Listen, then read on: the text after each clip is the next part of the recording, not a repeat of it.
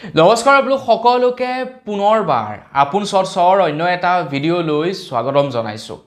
আমাৰ ভাৰতবৰ্ষত আকৌ এজন ভগৱানৰ আবিৰ্ভাৱ হৈছে।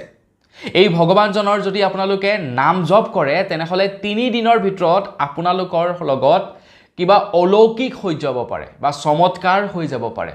আপোনালোকে যদি সমস্যাত পৰিছে মাত্ৰ 3 দিন এই ভগৱানৰ নাম জপ কৰক আৰু আপোনাৰ সকলোবিলাক সমস্যা নাইকিয়া কৰি দিব এই ভগৱানজনে। নতুনকৈ ভগৱানৰ জন্ম পাইছে আমাৰ ভাৰতবৰ্ষত। এজন নতুন ভগৱানৰ জন্ম হৈছে।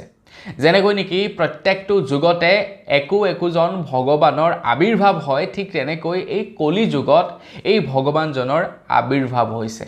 অৱশ্যে কলি যুগত বহুতো মানুহৰূপী ভগৱান আবিৰ্ভাৱ হৈছে, এনেকুৱা বহুতো আমি মানুহৰূপী ভগৱান দেখিবলৈ পাইছোঁ, কিন্তু নতুনকৈ আৰু এজন ভগৱানৰ আবিৰ্ভাৱ হৈছে আমাৰ ভাৰতবৰ্ষত।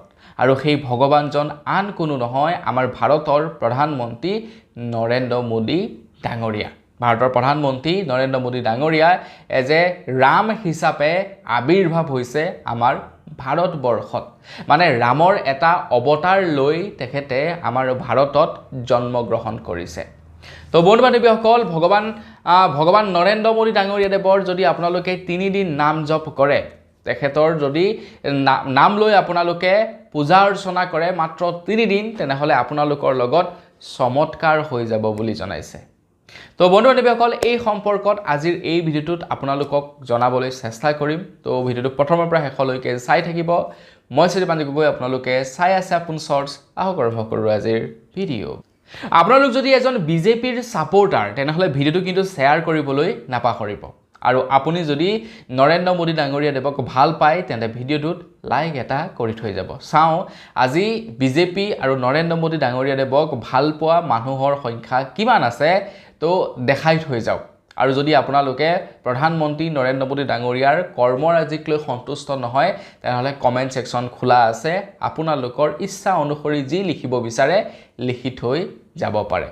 আমাৰ ভাৰতৰ প্ৰধানমন্ত্ৰী নৰেন্দ্ৰ মোদী ডাঙৰীয়া দেৱৰ এতিয়া এটা বিশাল মন্দিৰ নিৰ্মাণ হ'বলৈ গৈ আছে বিহাৰত।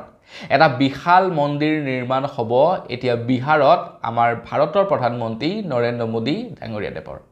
তো বিহাৰৰ যি কিন্নৰ সমাজ আছে, যিসকলক নেকি আমি হিজৰা বুলিও কওঁ বা কিন্নৰ সমাজ, তো কিন্নৰ সমাজে এতিয়া ভাৰতৰ প্ৰধানমন্ত্ৰী নৰেন্দ্ৰ মোদী ডাঙৰীয়া দেৱৰ এটা বিশাল মন্দিৰ নিৰ্মাণ কৰিব বুলি জনাইছে।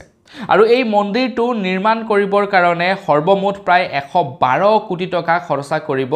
112 কোটি টকা ব্যয় সাপেক্ষে নিৰ্মাণ কৰিব এটা প্ৰতিমূৰ্তি বা ভগৱান নৰেন্দ্ৰ মোদী ডাঙৰীয়া দেৱৰ এটা মূৰ্তি নিৰ্মাণ কৰিব বুলি জনাইছে।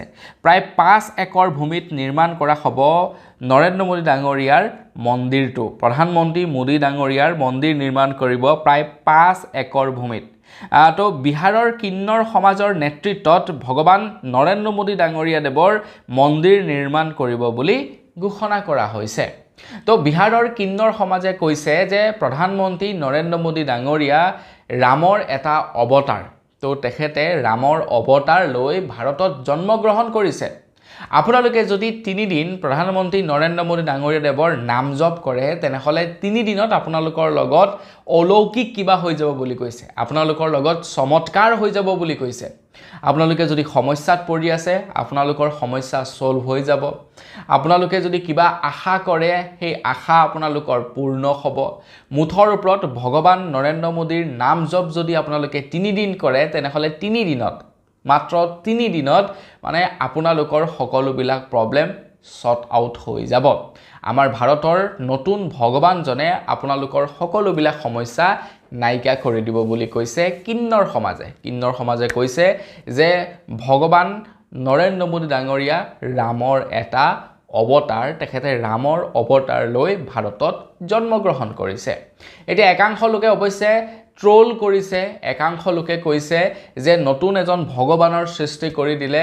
তো মানে যিসকল নেকি ছাপোৰ্টাৰ্ছে ওলাই আহিছে ভগৱান নৰেন্দ্ৰ মোদী ডাঙৰীয়াৰ পূজা কৰিবৰ কাৰণে, তো তেওঁলোকে হিন্দু সনাতনী ধৰ্মৰ ওপৰত গৈ তেওঁলোকে অন্য এটা নতুন ধৰ্ম তেওঁলোকে উলিয়াবলৈ গৈ আছে আৰু তেওঁলোকৰ ভগৱান হৈছে নৰেন্দ্ৰ মোদী ডাঙৰীয়া তো এইটো কোনো ডাঙৰ কথা নহয় বুলি মই ভাবোঁ কাৰণ এনেকুৱা বহুতো বৰ্তমান আমাৰ অসমত ভগৱান আছে বহুতো নহয় কেইবাজনো আমাৰ অসমত ভগৱান আছে যিকেইজনক মানুহে পূজা কৰি আহিছে মানুহ কিন্তু ভগৱান বুলি পূজা কৰিছে তো এতিয়া বিজেপিৰ সাপোৰ্টাৰসকলে নৰেন্দ্ৰ মোদী ডাঙৰীয়াক ভগৱান বুলি পূজা কৰিব গতিকে আমি ইয়াত ট্ৰোল কৰিব লগা আছে বুলি মই একো নাভাবোঁ যদি নৰেন্দ্ৰ মোদী ডাঙৰীয়াদেৱ ভগৱান নহয় তেনেহ'লে আমাৰ অসমৰ যি দুই এজন ভগৱান আছে তেওঁলোকো ভগৱান নহয় নে কি কয় আপোনালোকে কমেণ্ট ছেকশ্যনত লিখি থৈ যাব বেছি ভিতৰলৈ বিতৰ্ক কৰিবৰ কাৰণে নুহুমাও এইবিলাক অকণমান সেনচিটিভ টপিক এইবিলাকত মাত পতাৰ আগত দহবাৰ ভাবিব লাগে বাৰু যি কি নহওক আপোনালোকে কমেণ্ট ছেকশ্যনত জনাব কি ক'ব এই সম্পৰ্কত মই ভাবোঁ বহুলোকে হয়তো ছাপোৰ্ট কৰিব বহুলোকে হয়তো ছাপোৰ্ট নকৰিবও পাৰে যিসকল নেকি শিক্ষিত মানুহ তেওঁলোকে এইবিলাক ধৰি লওক ভগৱান এইবিলাকত বৰ বিশেষ বিশ্বাস নকৰে কিন্তু যিসকল আৰু মানে সেই টাইপৰ আৰু মানুহ আৰু তো তেওঁলোকে নিশ্চয়কৈ বিশ্বাস কৰিব বাকী যি কি নহওক আজিৰ ভিডিঅ' জনাবলগীয়া সৰুটা ইনফৰমেশ্যন ইমানেই আছিলে জানি কেনে পালে কমেণ্ট ছেকশ্যনত জনাব যদি ভাল লাগিলে লাইক এটা কৰি থৈ যাব চেনেলটো ছাবস্ক্ৰাইব কৰা নাই ছাবস্ক্ৰাইবটো কৰি ল'ব পুনৰ এটা ভিডিঅ' লগ পোৱাৰ আশাৰে বিদায় মাগিছোঁ ধন্যবাদ জয় অসম